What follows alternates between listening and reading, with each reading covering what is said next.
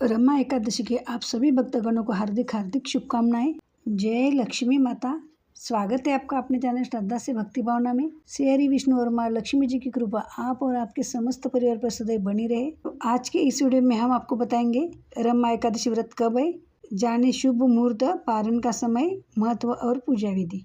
रमा एकादशी का व्रत कार्तिक मास के कृष्ण पक्ष की एकादशी तिथि को रखा जाता है। यह एकादशी दिवाली से ठीक 4 दिन पहले आती है और इसे माता लक्ष्मी का ही एक रूप माना जाता है, इसलिए इसे रमा एकादशी कहते हैं। रमा एकादशी पर भगवान विष्णु के साथ माता लक्ष्मी की पूजा करने से धन धान्य सुख समृद्धि और वैभव की प्राप्ति होती है। इस एकादशी के बारे में भगवान श्री कृष्ण ने धर्मराज युधिष्ठिर से कहा था कि रमा एकादशी का व्रत करने से व्यक्ति के सभी पाप नष्ट हो जाते हैं और उसे सहस्त्र अश्वमेध यज्ञों के समान फल प्राप्त होता है। यह व्रत धन वैभव और समृद्धि प्रदान करता है। रमा एकादशी का व्रत दशमी तिथि की संध्या से शुरू हो जाता है और द्वादशी तिथि तक चलता है।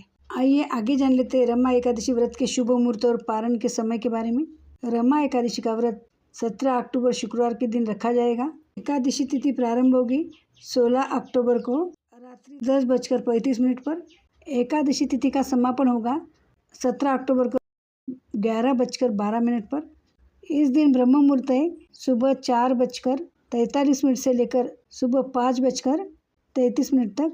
इस दिन अभिजीत मुहूर्त है सुबह 11:43 से लेकर रात 12:29 तक। इस दिन विजय मुहूर्त है 2:01 से लेकर 2:46 तक। गोधूली मुहूर्त यानी शाम का मुहूर्त है 5:49 से लेकर 6:14 तक।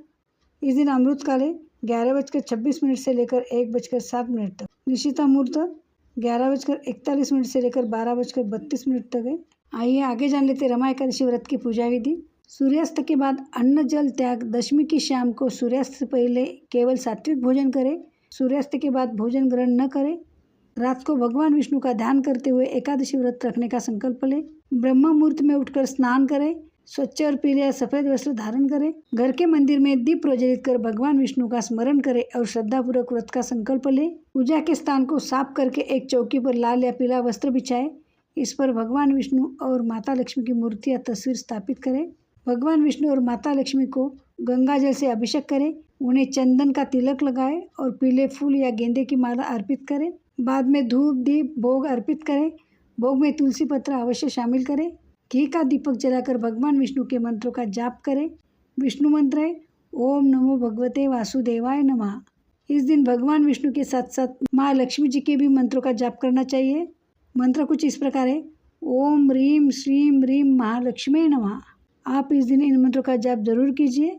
इस दिन विष्णु सहस्त्र नाम और भगवत गीता के साथ 11वें या 12वें अध्याय का पाठ करना अत्यंत शुभ माना जाता है। दिन भर यथाशक्ति निराहार या फलाहार व्रत रखें। रात में भगवान विष्णु का भजन कीर्तन और जागरण करें। पूजा के अंत में रमा एकादशी व्रत कथा का श्रवण का पाठ अवश्य करें।